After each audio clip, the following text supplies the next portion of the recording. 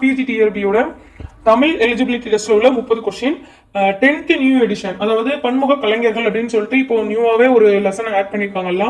அந்த lesson add பண்ண அந்த 2024-25 எடிஷன். ஸோ நம்ம அதுல இருந்து நம்ம அதோட பேஜ் நம்பர்ஸும் அது எங்க இருந்து எடுத்திருக்காங்கன்னு சொல்லிட்டும் பார்த்து கொஸ்டின்ஸ்க்கான ஆன்சர் பார்க்கலாம். ஓகே, ஃபர்ஸ்ட் கொஸ்டின் பாருங்க. மாறன் தன் நண்பனிடம் இனியனிடம் இந்த மாறன் ஒரு நாளும் நேரம் தவற மாட்டான் அப்படின்னு சொல்லியிருக்காங்க. ஸோ இது எங்க இருக்கு அப்படின்னா 10th new edition page number 85ல இலக்கணம் பொது அப்படின்னு சொல்லியிருக்காங்க. ஸோ அந்த லெசன்ல தான் இருக்கு. இதுக்கான ஆன்சர் என்ன அப்படின்னா இட வலு அமைதி. இது எதனால அப்படின்னா நேரம் சொன்னோடனே நம்ம கால வலு அமைதின்னு எடுக்கக்கூடாது. இந்த மாறன் ஒரு நாளும் நேரம் தவற மாட்டான்னு அவனை பத்தி அவனே சொல்லியிருக்கான். ஓகேவா? ஸோ அவனை பத்தி அவனே ஒரு இடம் பொருள் ஏவல் அறிந்து பேசப்பட்டதுனால இது வந்து இட வலு அமைதி. அடுத்ததான் இரண்டாவது கேள்வி பாருங்க. வானம் வசப்படும் என்ற பிரபஞ்சனின் படைப்பு எது அப்படின்னா வரலாற்று புதினம். ஓகேவா? இதுக்கான பதில் என்ன அப்படின்னா வரலாற்று புதினம். இதுவும் 10th புக்ல தான் இருக்கு. ஓகேவா? சோ இந்த கொஸ்டின் இப்போ இதை பார்த்த உடனே நமக்கு எக்ஸ்ட்ரா தெரிஞ்சுக்கக்கூடிய விஷயம் என்ன அப்படின்னா இது எந்த இயர்ல இந்த இதுக்கான விருது ஒன்று வாங்கியிருப்பாங்க. பிரபஞ்சன் வானம் வசப்படும் அப்படிங்கிற புதினத்துக்காகவே வாங்கியிருப்பாங்க. ஸோ அதோட இயர் வந்து தெரிஞ்சவங்க கமெண்ட் லைன்ல சொல்லுங்க. ஓகேவா? ஏன்னா நம்ம தேடி படிச்சாதான் நமக்கு நிறைய விஷயம் தெரியும். அதனால கேட்கிறேன். அடுத்ததான் மூன்றாவது கேள்வி பாருங்க. கால வலு அமைதியை தீர்க்க. வலு அமைதின்னு சொன்னாலே அது அந்த காலத்துக்கு ஏத்தாப்புல சரியா நடக்கக்கூடிய ஒரு விஷயம். ஸோ ஆப்ஷன்ஸ் ஏ பாருங்க. இந்த மகிழன் ஒரு நாளும் பொய் கூற மாட்டான். இது வந்து தவறு. ஏன்னா நம்ம முதல் கொஸ்டினே ஆன்சர் பார்த்துட்டோம் இரவலு அமைதி அப்படின்னு. தமிழன் இரவு சோறு உண்டான். இதுவும் தவறு. வீட்டில் காகம் கத்தினால் உறவினர் வருவர். இதுவும் தவறு. அமைச்சர் நாளை விழாவிற்கு வருகிறார். இது வந்து ஒரு உறுதித்தன்மையான செயல். அதுவும் ஒரு காலத்தை குறித்து உறுதித்தன்மையா இருக்கு. அதுவும் அவரை பத்தி அவரே குறிப்பிடலாம், அவரை பத்தி இன்னொருவர் குறிப்பிடுகிறார். அதனால இதுக்கு வந்து கால வலுவமைதி அப்படின்னு பெயரு. ஓகேவா?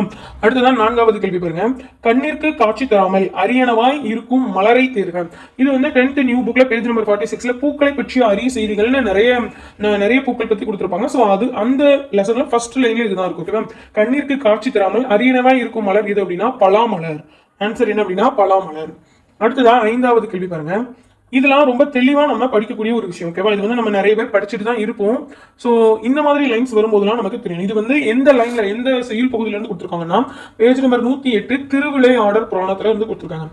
பெண்ணினை பாகம் கொண்ட பெருந்தகை பரமயோகி விண்ணிடை மொழிந்த மாற்றம் மீனவன் கேட்டு வானூர் இவ்வடிகளில் பாண்டியனை குறிக்கும் சொல்லை சேர்க அப்படின்னு சொல்லியிருக்காங்க. ஆன்சர் என்னன்னா மீனவன். அதாவது சேர சோழ பாண்டியர்களை பத்தி படிக்கும் போது ஒவ்வொருத்தங்களுக்கும் ஒவ்வொரு சின்னம் இருக்கும். அந்த காலத்துல அந்த மாதிரியே தான் சின்னங்கள் வச்சு அவங்க வெற்றி கொண்ட நாடுகள்ல அவங்களோட கொடி அவங்களோட சின்னங்களை குறிப்பாங்க. சோ சேரருக்கு ஷார்ட்கட் எப்படி பார்க்கலாம்னா வில்லம்பு சேரவே செய்யாது. அப்படிதானே? வில்லம்பு சேரர் அப்படின்னு சொல்லிட்டு பார்க்கலாம். பாண்டியர்களுக்கு வந்து மீன் சொல்லுவாங்க. மீன் கொடியை பொறித்ததுனால இவரை மீனவன் சொல்லுவாங்க. இதே மாதிரி இந்த சிறப்பு வேற எந்த மன்னர்களுக்கும் இல்ல. சேரரா இருக்கட்டும், பல்லவரா இருக்கட்டும், சோழர்களா இருக்கட்டும், அவங்களோட கொடி புலிச்சின்னம். இப்போ சோழருக்கு வந்து புலிச்சின்னம்னா அவங்களோட சின்னத்தை குறிச்சு அவங்களுக்கான பெயர்லாம் கிடையாது. ஆனா பாண்டியனுக்கே உரிய தனி சிறப்பு. அவரை மீனவன் அப்படின்னு சொல்லி குறிப்பிடலாம். ஏன்னா அவங்களோட சின்னம் என்ன அப்படின்னா ரெட்டை மீன் அப்படின்னு சொல்லுவாங்க. ஓகேவா? சோ மீனவன் சொல்லும்போது பாண்டியன் சொல்லி நமக்கு எடுக்க தெரிஞ்சிருக்கணும். அடுத்தது பாருங்க. இது வந்து நிறைய பேஜஸ்ல இருந்து கேட்டிருக்கனால சோ கரெக்டா இதுதான் ஆன்சர் அப்படின்னு சொல்லிட்டு மார்க் பண்ணி விட்டு சொல்ற மாதிரி இருக்கு. காலக்கணிதம் அப்படின்னாலே கண்ணதாசன் தான். ஓகேவா? நம்ம 10th புக்ல உள்ள ஒரு கொஸ்டின்ஸ் தான் இதுவுமே. மேகம் அப்படிங்கிறது நாகூர் ரூமி அப்படிங்கிறவங்க எழுதின படைப்பு. காசி காண்டம் அப்படின்னா அதிவீரராம பாண்டியர்.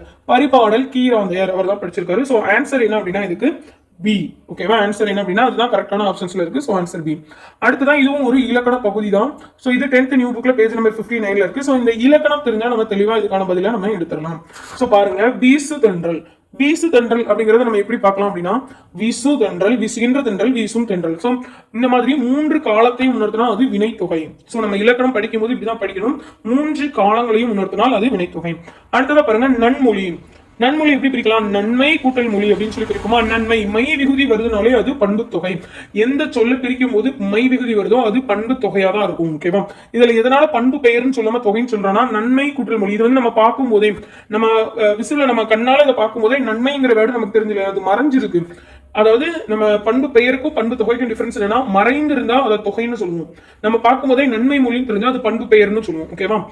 இதான் அதோட டிஃபரன்ஸ். அடுத்தது அண்ணன் தம்பி. அண்ணன் தம்பிங்கிறது என்ன அப்படின்னா உண்மை தொகை. ஓகேவா? அண்ணனும் தம்பியும் உண்மை தொகை. இதுவும் எதனால தொகைனா ஏன்னா அப்படிங்கிற வேர்டுல மறைஞ்சிருக்கிறனால. அடுத்து சாரை பாம்பு அப்படின்னா இருபெயரட்டு பண்பு தொகை. இருபெயரட்டு பண்பு தொகை எப்படி பார்க்கணும் அப்படின்னா அதாவது பாம்பு இனங்கள்ல நிறைய அறிவகை இனங்கள் இருக்கு. அதுல முக்கியமா சாரை பாம்பு அப்படின்னு நம்ம சொல்றோமா. சோ எதை ரிலேட் பண்ணி என்ன மாதிரி பாக்குறோம் அப்படிங்கறத வச்சுதான் இதுக்கான ஆன்சர். சோ அது என்ன அப்படின்னா இருபெயரட்டு பண்பு தொகை. இருபெயரட்டு பண்பு தொகைக்கு நிறைய எக்ஸாம்பிள் எல்லாம் இல்ல, ஒரு 10 எக்ஸாம்பிள் கிட்ட தான் இருக்கும். சோ அந்த வேர்ட்ஸ் என்னன்னு பாத்துக்கோங்க. உங்களுக்கு இருபெயரட்டு பண்பு தொகை என்னன்னு புரிஞ்சுக்க தெரியல அப்படின்னா அதோட வேர்ட்ஸ் என்ன அப்படின்னு சொல்லி பாத்துக்கோங்க. சோ இதுக்கான ஆன்சர் என்ன அப்படின்னு சொல்லி பார்த்தோம் அப்படின்னா சி. அடுத்ததா பாருங்க 8வது கேள்வி, அரசனின் கல்வி, வீரம், செல்வம், புகழ், கருணையை பாடுவது. சோ இதெல்லாம் எங்க இருக்கு அப்படின்னா புறப்பொருள் இலக்கணம்ங்கிற லெசன்ல 10th நியூ புக்ல 136 பேஜ் நம்பர்ல இருக்கு. ஆன்சர் என்னன்னா பாடான் திணை.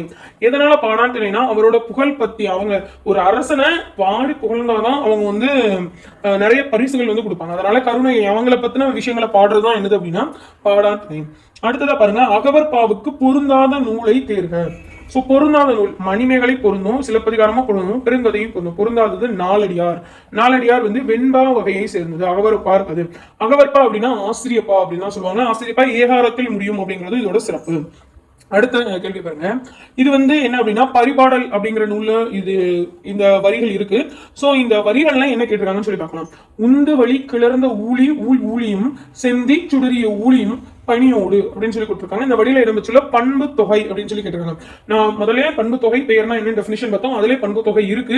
எப்படி பார்க்கணும் அப்படின்னா பிரிச்சா மை விகுதி வரணும். சோ ஊழி பிரிக்க முடியுமா? ஃபர்ஸ்ட் தனித்தனியா இதே மாதிரி பிரிக்க முடியும். உந்து வழி இதுலயும் அப்படி வராது. ஊழியும் அப்படின்னு வந்து அப்ப இது உண்மை தொகையா இருக்கும். இது வராது. செந்தி எப்படி பிரிக்கலாம்? செம்மை கூட்டல் தீன் பிரிக்கலாம். அப்ப இதுதான் பண்பு தொகைக்கான பதில். அடுத்ததா 11வது கேள்வி பாருங்க, கொற்கையின் அரசனாகவும் புலவராகவும் இருந்தவர் யார் அப்படின்னு சொல்லி கேட்டிருக்காங்க. 10th நியூ புக்ல 55ல இருக்கு. காசி கண்டம் அப்படிங்கிற நூல்ல இருக்கு. இதை பார்த்த உடனே காசி கண்டம் எழுதுனது யாருன்னு தெரிஞ்சாலும் நமக்கு ஆன்சர் தெரிஞ்சிடும். அதி வீரராம பாண்டியர். இவர் தான் கொற்கையோட அரசராகவும் இருந்தாரு, புலவராகவும் இருந்தாரு. ஓகேவா. அடுத்ததா 12வது கேள்வி பாருங்க, கோவலபுரத்து மக்கள் என்ற புதினம். ஓகேவா. அந்த புதினம் எதோட சிறப்பு அப்படின்னு சொல்லி நம்ம கேட்டிருக்காங்க. சோ இது எதுல இருக்கு அப்படின்னா 10th நியூ புக் 62ல கோவலபுரத்து மக்கள்ங்கிறதுல இருக்கு. இது எழுதுனது யாரு அப்படின்னா கி ராஜநாராயணன் அப்படின்னு சொல்லுவாங்க. இந்த என்ன மாதிரியான கதை பின்னணி இருக்கும் அப்படின்னா இந்திய விடுதலை போராட்டத்தை பின்னணியாக கொண்டது. இது ஆக்சுவலா கோவில்பட்டி, தூத்துக்குடியில உள்ள கோவில்பட்டி இந்த ஊர்ல உள்ளவங்க தான் கி ராஜநாராயணனா இருப்பாங்க. அவங்க அப்பவே விடுதலை பத்தின ஒரு உணர்வுக்காக அந்த அவங்க ரிலேட்டட் அந்த கோவில்பட்டி ஏரியா சுற்றி இருக்க மக்களுக்காக எழுதப்பட்ட ஒரு கதை தான் என்ன அப்படின்னா கோவலபுரத்து மக்கள்ங்கிறதோட புதினம். ஓகேவா. அடுத்ததா 13வது கேள்வி பாருங்க. இந்த கேள்வி எல்லாம் கன்ஃபியூஸ் ஆயிடக்கூடாது. ஓகேவா. பேஜ் நம்பர் 116ல இருக்கு. புதிய நம்பிக்கை அப்படிங்கிறது லெசனோட நேம். உனக்கு படிக்க தெரியாது என்ற நூல் யாரை மையப்படுத்தி எழுதப்பட்டதுன்னு கேட்டிருக்காங்க. சோ இந்த நூலை எழுதினவங்க தான் யாரு? கமலாலயன். மையப்படுத்துறது யாருன்னா மேரி மேக்லியோட் பெத்தியூன் அப்படிங்கிறவங்களை மையப்படுத்துறது. இதுக்கான ஆன்சர் என்ன அப்படின்னா பி தான் சரியான ஆன்சர். ஓகேவா. சோ அடுத்து பாருங்க 14வது கேள்வி, இரங்கலும் இரங்கல் நிமித்தமும் இன்னும் உரிய பொருளுக்குரிய திணை எது அப்படின்னு சொல்லி கேட்டிருக்காங்க.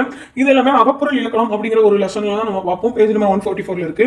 இரங்கலும் இரங்கல் நிமித்தமும் அப்படின்னா இதுல குறிஞ்சி பாலை மருதம் அப்படிங்கிறதுக்கான பதில்கள் என்னன்னு சொல்லி தெரிஞ்சா கமெண்ட்ஸ்ல போய் சொல்லுங்க.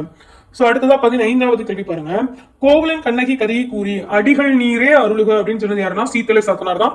சிலப்பதிகாரம் நூல் இருக்கு. இதுல ஒரு சின்ன ஸ்டோரிலாம் நமக்கு எக்ஸ்பிளைன் பண்ணிருப்பாங்க. சோ அந்த ஸ்டோரியும் தெரிஞ்சு வச்சுக்கோங்க. நெக்ஸ்ட் டைம் நமக்கு அதுல வந்து கொஸ்டின் வர நிறைய வாய்ப்புகள் இருக்கு. சோ இப்போ 15வது கேள்வி பார்த்தோம். அடுத்து 16வது கேள்வி, ஏற்பாடு அப்படிங்கிறது என்னன்னு சொல்லி கேட்டிருக்காங்க. ஏற்பாடு அப்படிங்கிறது ஞாயிறு மறையும் நேரம். ஸ்கூல் புக்ல அழகா தெளிவா அகப்பொருள் இலக்கணத்துல கொடுத்திருப்பாங்க. ஏற்பாடுதான் எல் கூட்டல் பாடு அப்படின்னு சொல்லி பிரிச்சிருப்பாங்க. எல் அப்படின்னு சொன்னா சூரியன் அப்படின்னு சொல்லி அர்த்தம். சூரியனோட இன்னொரு பெயர் என்ன அப்படின்னு சொன்னா ஞாயிறுன்னு சொல்லலாம். சோ பாடுங்கிறது மறையும் நேரம் அப்படிங்கிற மாதிரி. சோ சூரியன் மறையும் நேரங்கிறதுனால 16வது கேள்விக்கான பதில் என்ன அப்படின்னா ஆன்சர் சி. அடுத்ததா பாருங்க, இல் நுழை கதிர் அப்படின்னா என்னன்னு சொல்லி கேட்டிருக்காங்க. சோ இது இல் நுழை கதிர்னே நம்ம 10th நியூ எடிஷன்ல 84 பேஜ் நம்பர்ல ஒரு பாக்ஸ் கொஸ்டினா இருக்கும். ஒரு லெசன் முடிஞ்சு அதுக்கு பின்னாடி பாக்ஸ் கொஸ்டின்ஸா இருக்கும். சோ இதுக்கான ஆன்சர் என்னன்னா இல்லத்துள் நுழையும் கதிரவனின் ஒளிக்கச்சை. ஓகேவா. இல்லத்தில் நுழையும் கதிரவனின் ஒளிக்கச்சை அப்படிங்கறதான் பதில். அடுத்ததா 18வது கேள்வி பாருங்க, இதுவும் அகப்பொருள் இலக்கணம் அப்படிங்கிறதுல இருக்கும். கூச்சி ஒண்ணு பாருங்க, வலிமையை நிலைநாட்ட நடைபெற்ற போரில் வெற்றி பெற்ற அரசர். வலிமையை நிலைநாட்ட அவங்க தும்பை பூ சூடியிருக்க மாட்டாங்க. என்ன சூடியிருப்பாங்கன்னா வாகை சூடியிருப்பாங்க.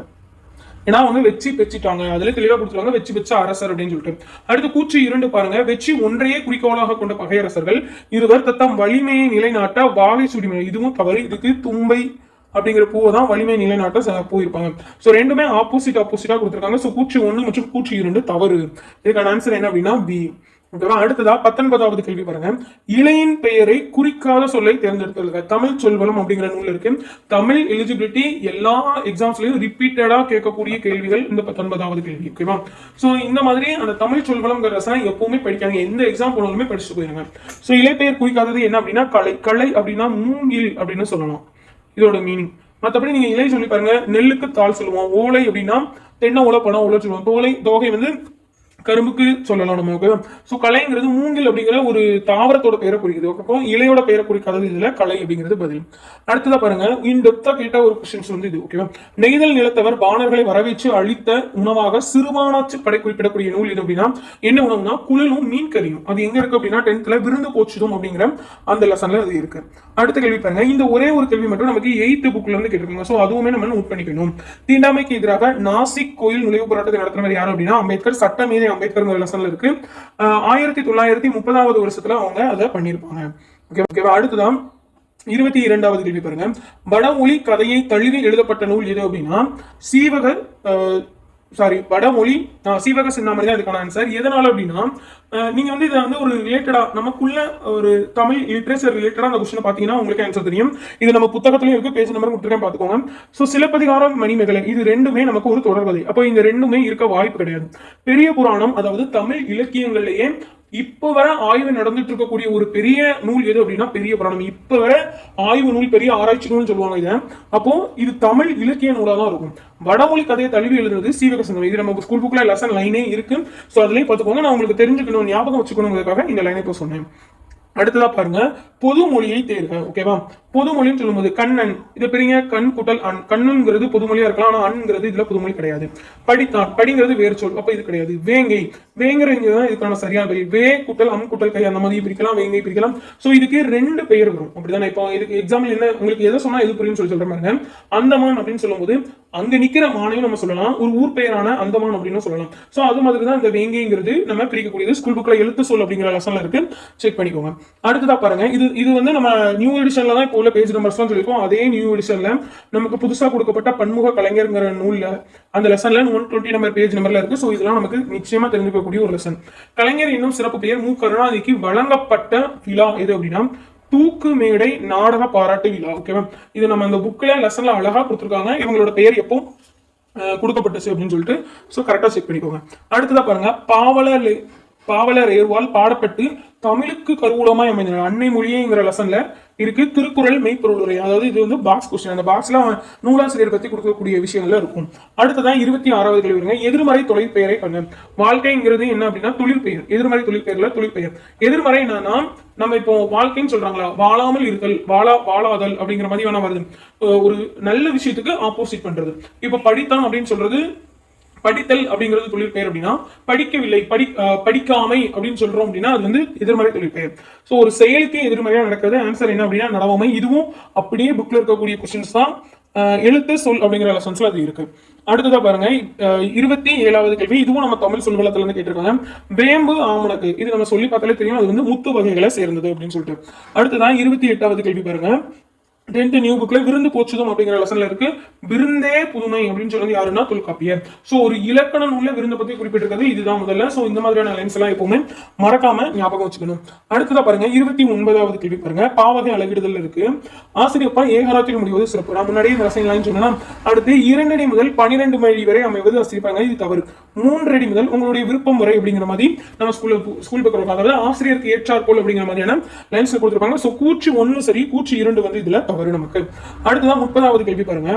சங்ககால பெண்களைப் போலவே இக்கால பெண்களும் கல்வி கற்று தம் வாழ்க்கையை தாமே அமைத்துக் கொள்ளும் உரிமை பெற வேண்டும். சோ சங்க கால பெண்கள் மாதிரி இப்போ உள்ள பெண்கள். சோ இதுல இருக்க ஆப்ஷன்ல ஒமிட் பண்ணிடலாம். பாரதியார் இப்போ உள்ள பெண்களை பத்தி எழுச்சி பெற்று இருக்கணும்னு சொன்னாங்களே தவிர நீங்களே உங்களோட வாழ்க்கையை அமைச்சுக்கோங்கன்னு பேசல. அப்போ திருவிக்க பல்துறை கல்வி கத்துக்கோங்கன்னு சொன்னாங்களே தவிர அவங்களோட வாழ்க்கையை பேசல. கவிமணி ஒரு தேசிய விநாயகர், கவிமணி தேசிய விநாயகர் வந்து ஃபுல்லா மங்கையரா பிறப்பதற்கே அப்படிங்கிற மாதிரி நிறைய சொல்லியிருப்பாங்க. அவங்களும் அவங்களோட வாழ்க்கையை பத்தி பேசல. ஆன்சர் வந்து அயோத்திதாசர். ஓகேவா. இதுக்கு இன்னொரு ரொம்ப இம்பார்ட்டன்டான விஷயம் என்ன அப்படின்னா தமிழ் எலிஜிபிலிட்டிக்கு 50 மார்க் அப்படின்னு சொல்லியிருக்காங்களா.